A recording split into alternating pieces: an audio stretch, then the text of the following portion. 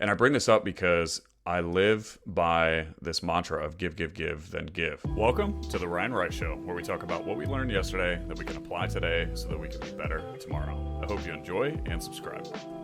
I had this deal that was brought to me last week, and I'm calling this give, give, give, then give, because I think this story, you guys will get something out of it, and I think it articulates a really good lesson. So this deal that was brought to me, I'll kind of go through the details of the deal so that you can put context around what was going on and my decisions throughout it all. Someone saw my TV commercial several months back, brought me a deal. We couldn't work it out, but we had a really good conversation. And she had another deal that was brought to her, and she brought that deal to me last week. And this is a really cool deal.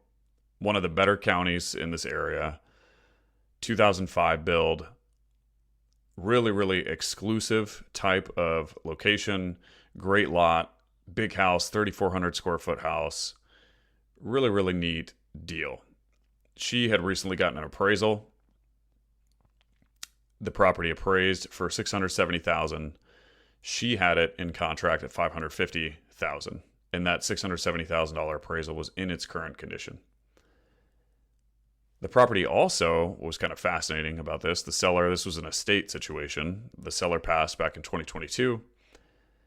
His son was the executor of the estate.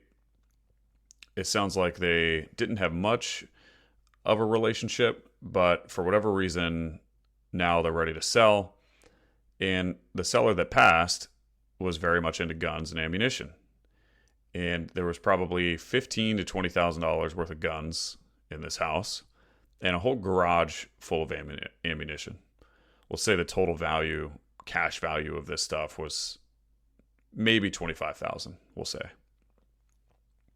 Well, she brought me this deal, and the reason why she wanted to sell me the deal is because she just had a lot of other stuff going on. She had some other personal stuff. She's actually working on a project in the same neighborhood, and she's got a lot of her resources, both financial and labor resources, tied up in that project. And then she's just got other stuff. She's got her full-time job. She's got her doctorate degree. She's got a lot of stuff happening. And it would be better for her if she could just make some quick cash, pass the deal on to someone that could do a good job with it. And that's why she called me. Well, after we underwrote this deal together and I looked at it, I was very interested in it, but there just wasn't enough meat on the bone for us to go in and JV, joint venture, on the deal together. And there also wasn't enough meat on the bone for me to feel comfortable purchasing the home at a higher price. So where she had it in contract at $550, I wasn't comfortable paying anything more than that. And then, so therefore she couldn't assign it to me at a higher price. And so I told her I couldn't make the deal work. But also the reason of why she wanted to get this deal to me is her full-time job is not real estate. And she hadn't built a whole bunch of private lender connections.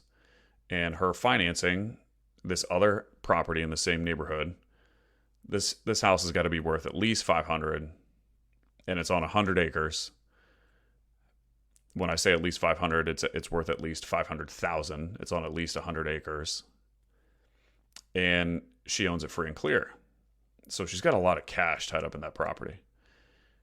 So she couldn't pay cash for this property at $550,000. She doesn't have a lot of private lending available to her. And that was another reason why she wanted to sell the deal. And this deal closes the next week. So it closed, it's supposed to close 2 weeks after she brought me the deal. And it took me a little bit of time to go see the deal, underwrite the deal, figure out what was going on. I had to get in touch with a gun guy to figure out a cash value of all of this stuff. So I found that person. It took me a little bit of time. But by the time I was able to tell her that I couldn't do the deal, a little less than a week had passed, and she needed to close the week after. And there could be some other various financing options, but she felt that if she were to ask the sellers for an extension, at this point, the sellers have watched her get an appraisal for $120,000 more than what the property's worth. The neighbors in that neighborhood have come to the selling agent and have expressed disappointment that the home wasn't put on the market because they wanted a shot at it.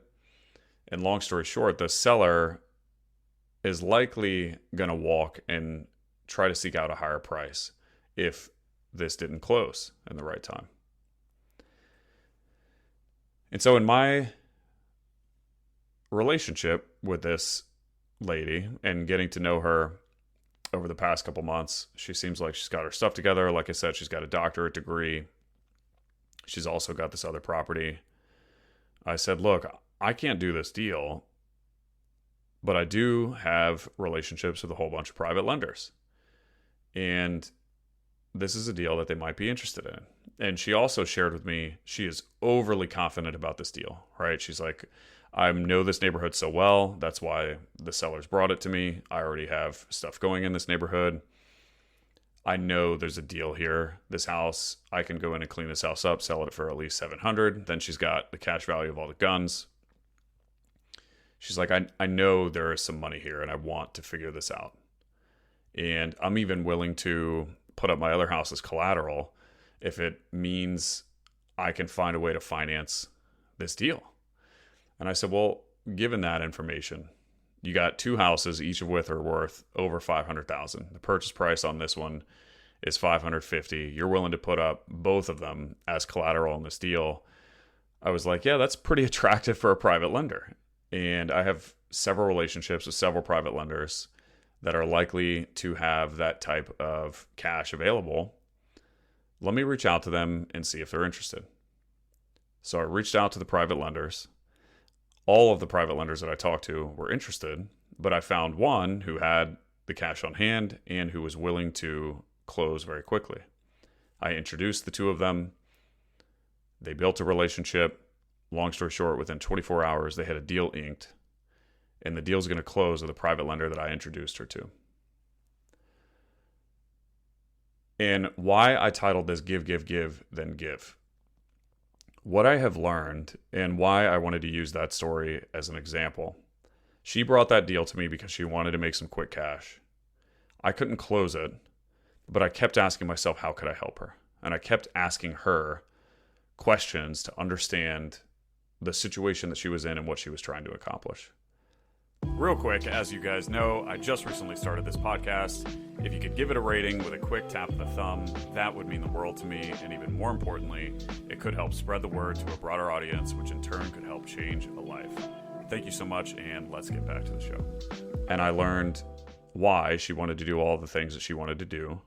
And based on what she was telling me, I thought it might be a deal for one of the other private lenders. And I'm not getting out of this anything, right? I didn't send it to a private lender with any sort of expectation. And even though like I may get something, I also didn't send her a private lender and ask her to give me anything in return.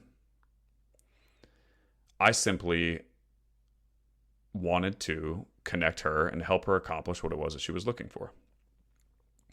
And I bring this up because I live by this mantra of give, give, give, then give.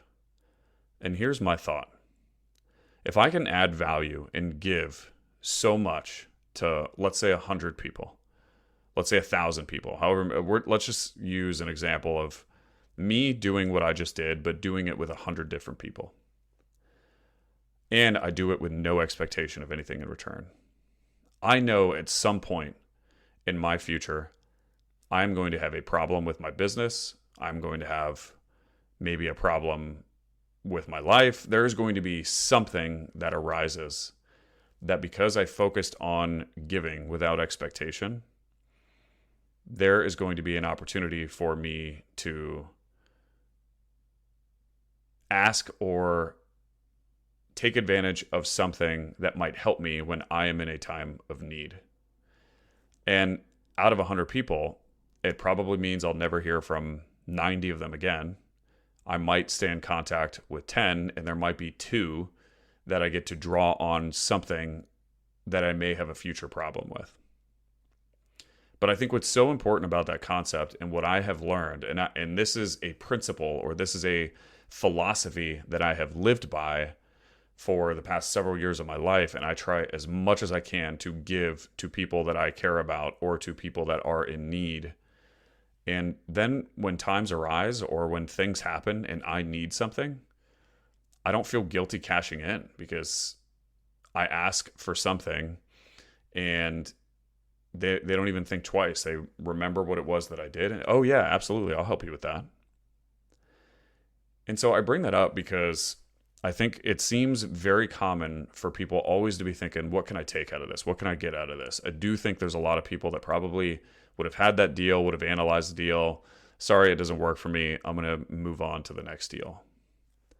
But I didn't do that. And while I didn't make any cash in the very short term, I know that I have established a relationship and I'm making a rather large deal happen, right? That private lender is going to make a good amount of money on this deal, and she is going to make a good amount of money on this deal. And the reason they were brought together is because I introduced them. And I think my willingness to just think outside of the box, and me constantly asking myself, how can I help this woman who brought me the deal? How could I potentially help this private lender? What could I do, given the resources that I have and given the skills that I've accumulated, to help? And because I always think like that, there are these opportunities for me to help add value to the people that are around me or to the relationships that I come across. And I know that in the long run, over the course of my life, that's also going to be beneficial to me. And the reason why I do it is not for the reason of cashing in the future, but I know that I'm going to be able to cash in if there is something that I need in the future. And I think that's an important concept. And so I bring that up because whatever you are operating in, whatever mode, if you're running a business, if you're an employee, if you're a mom, right? If you're a dad, a brother, like whatever you're doing out there, if you can constantly focus your attention, what can I do to help? What value can I give? And you focus on giving so much, and you give to the equivalent of 100 people or 1,000 people without expectation, and you know that 90% of them you'll never hear from again. But that 10%, you never know when you may need to cash in on something that could be valuable to you, or when you're struggling through something, or when you're going through something. And the value it's going to be for you in that moment when you're able to get help for something that you may not otherwise get help with, the return on that is going to be so, one, hard to measure, but two, invaluable, that it's worth it. And so I say this because I truly believe that if you can give, and then give even more, number one, at least for me, it gives me a lot of intrinsic value, and I think it could have that potential to give to you. Tony Robbins says one of the 6 human needs is contribution, and for me, that is definitely a human need that I have, and a human need that feels good when I can contribute. And I think, too, the value exchange that we can get out of relationships like that when we focus on giving, it's just going to make our lives better. And so I'd really encourage you to think about that if it's something that you're going through. And the behavior is simple. All we have to do is ask ourselves, what value can I add to the situation? How can I help? And that extra little bit of effort that you take, I might have spent, 60 minutes with reaching out to a few lenders, having a conversation with the appropriate lenders, explaining to the person who brought me the deal how the private lenders worked, right? I might have spent an incremental 60 minutes, 2 hours, maybe tops,